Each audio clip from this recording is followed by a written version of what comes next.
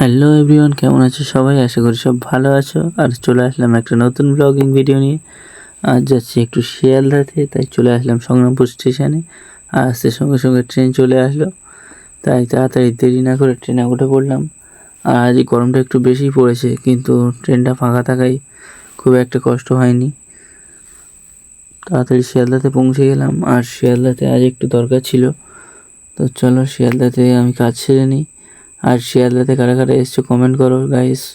কারা কারা শিয়ালদার আশেপাশে থেকে দেখছো কমেন্ট করো। শিয়ালদার যে পাখাগুলো, শিয়ালদার পাখার ডানাগুলো দেখাচ্ছি গাইস, দেখো জাস্ট একটা হেলিকপ্টারের ডানার মতো।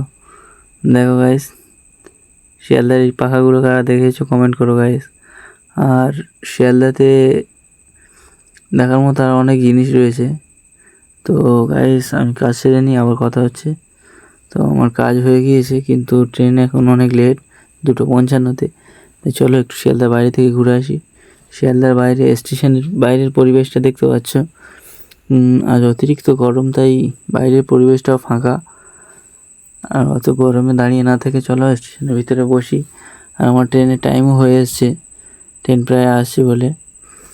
গাইস ট্রেন ঢুকছে, ট্রেনের জন্য অপেক্ষা করছি। অতিরিক্ত গরম গাইস, কি গরম পড়েছে। গাইস ট্রেন ঢুকে গিয়েছে, চলো ট্রেনে উঠে যাই।